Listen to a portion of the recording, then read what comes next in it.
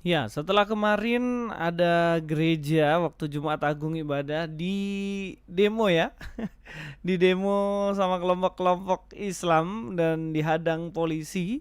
Tapi ada video yang beredar mengatakan bahwa mereka pada akhirnya menjadi korban. Yang korban itu yang demo loh. Katanya anak-anak mereka jadi takut karena polisi kayak datang mau perang katanya. Saya heran juga mereka yang bikin rusuh, mereka ketika diamankan mereka yang merasa jadi korban. Itu yang namanya playing victim dan hari ini terjadi lagi. Pasca dihalangi gedung PAUK Tesalonika disegel Pemkab Tangerang. Pemerintah Kabupaten Tangerang menyegel gedung untuk jemaat ibadah. Ini bagaimana ya? Pemerintah malah melakukan itu. Pemerintah daerah Kabupaten Tangerang bangunan ini di stop melanggar Perda nomor 3 tahun 2015 Dinas Tata Ruang dan Bangunan. Aduh, gereja lo disegel.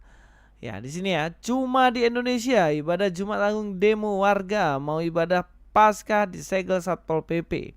Izin lapor Pak Gibran Rakabuming, Jemaat POK Tesalonika Teluk Naga Tangerang sudah 2 tahun urus izin berujung tempat ibadah mereka disegel oleh aparatur kecamatan Pemkab Tangerang. Semoga Pak Wapres berkenan memberi atensi kepada Pak Bupati Maesyal Rashid agar Pemkab Tangerang tidak mempersulit izinnya dan membuka segelnya.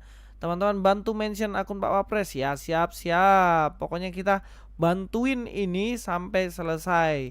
Ya itulah ya, kebiasaan ngelarang-larang ibadah, disuruh urus izin juga dipersulit ya, ujung-ujungnya diboikot nih gedung. Apa yang kalian takutkan dengan orang Kristen dulu? Kami nggak pernah bikin kacau.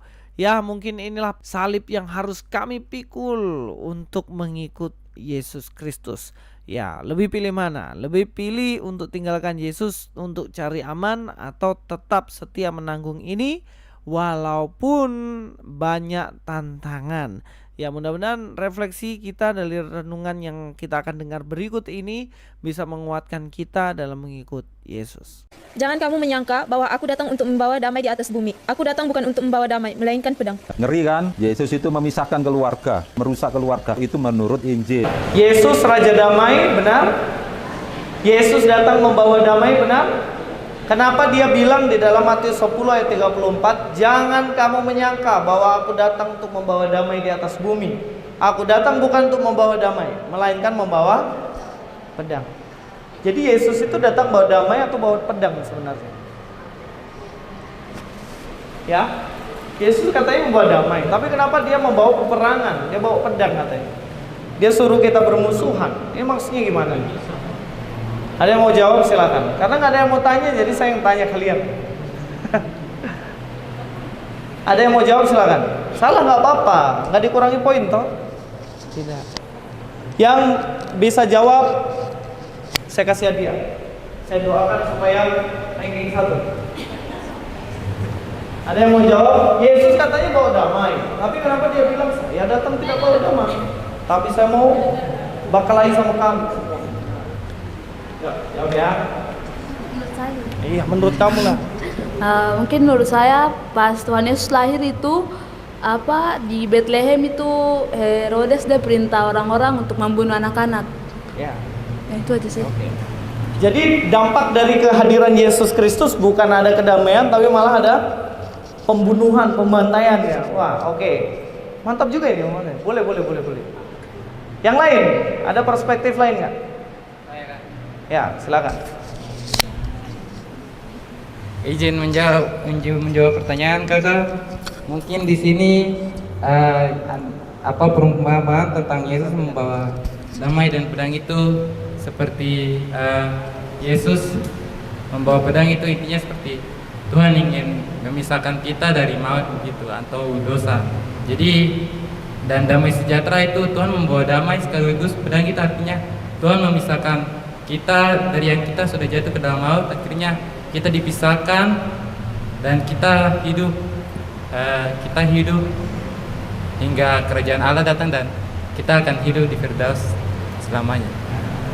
Ya, oke, mantap juga ini. Banyak ide ini. Jadi maksudnya pedang artinya kita sudah tidak dihukum lagi neraka, ya kan? Kita sudah dipisahkan dari hukuman maut. Oke, yang lain ada? Hampir nih, hampir semua ini. Silakan, jangan takut-takut. Oke, sekarang kita baca teks selanjutnya. Jadi biasakan kalau ada pertanyaan dibaca keseluruhan perikop ya. Dilihat konteksnya. Kamu kalau nonton serial anime, ada yang suka anime di sini? Tidak ada kayaknya. Nonton apa ya sukanya? Film Korea ya? Tidak. Apa yang kalian suka nonton ini? Yang series One Piece. Nah, contohnya nonton One Piece. Kalian nonton langsung episode ke 1200? Kalian pasti nonton dulu di episode 400, 500 dan selanjutnya itu. Supaya tahu apa? Supaya tahu ceritanya kan, alur ceritanya. Ini kenapa nih si Luffy ini kok bisa dapat skin yang pakai rambut putih nih? Kenapa nih? Nah, itu pasti ada konteksnya kan. Baca Alkitab juga gitu. Kalian nggak bisa cuman baca satu teks kemudian melepaskan teks yang selanjutnya. Coba kita akan lihat ya. Coba kalian lihat lagi dalam Matius yang ke-10 tadi.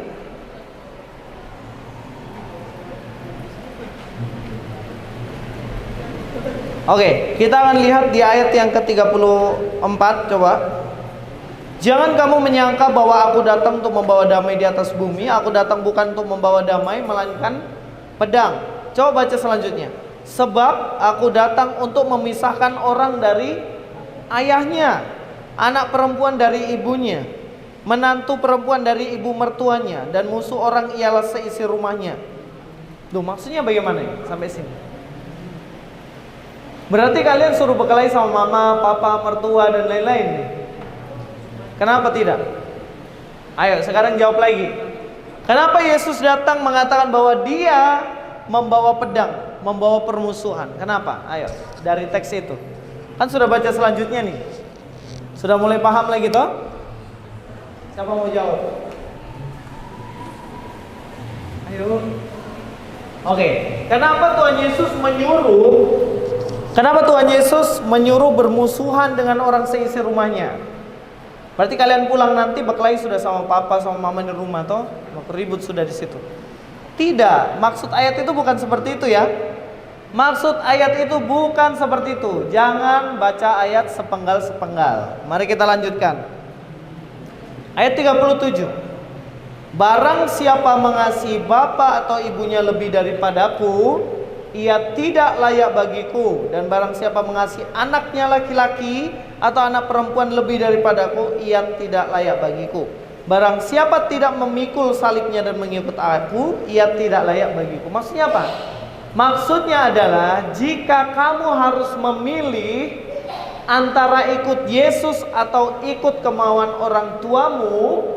Contohnya, mama bilang, nak, kau pergi sudah mencuri itu, kau curi uangnya ommu itu. Biasanya dia taruh di lemari di bagian bawah itu. Kau ambil uangnya ya, nanti tong makan pizza sama-sama katanya. Nah, diperhadapkan pada situasi itu tuh, kamu lebih pilih taat kepada Yesus Kristus sebagai Tuhanmu, atau kamu lebih taat kepada mamamu yang suruh curi uang ommu?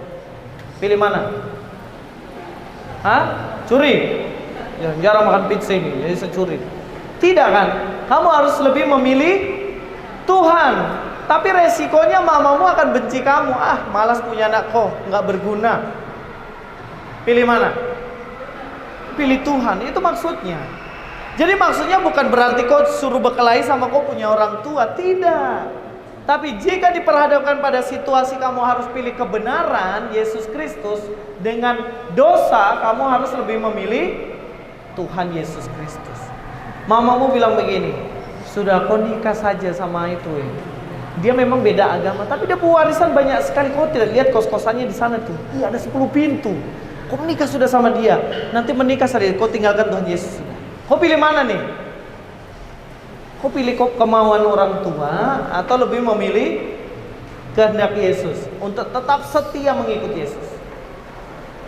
Harus lebih memilih Yesus, walaupun resikonya kamu dibenci sama orang tua.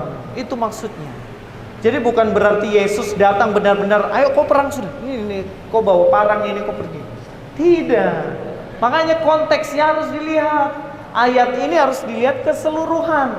ternyata maksudnya harus mengikuti kehendak Tuhan. Maka dikatakan di ayat selanjutnya dikatakan situ, barang siapa tidak memikul salibnya mengikut aku, ia tidak layak bagiku. Artinya memikul salib itu apa? Kalau kita misalnya di kantor masih anak-anak ya, di sekolah gitu kan, ibu guru bilang, pokoknya nanti ujian nasional kalian harus nyontek semua. Yang paling pintar mana ini? Oh ini. Yang paling pintar kamu kasih contekan ke teman-teman ya. Nah, kan biasanya gitu tuh ibu guru supaya lulus semua 100% tuh sekolah Nah, pertanyaannya, kamu mau ikut-ikut nyontek kayak dia apa enggak? Harusnya enggak kan? Itulah yang namanya memikul salib.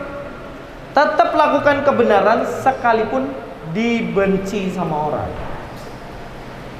Iya misalnya pacarmu bilang, aduh sayang, sekali saja kok kasih sudah, nanti saya nikahin kok.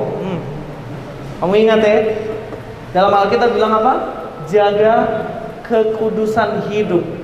Jadi jangan coba-coba, lebih baik putusin pacarmu daripada kamu terjerumus dalam dosa. Makanya ayat ini juga bilang apa?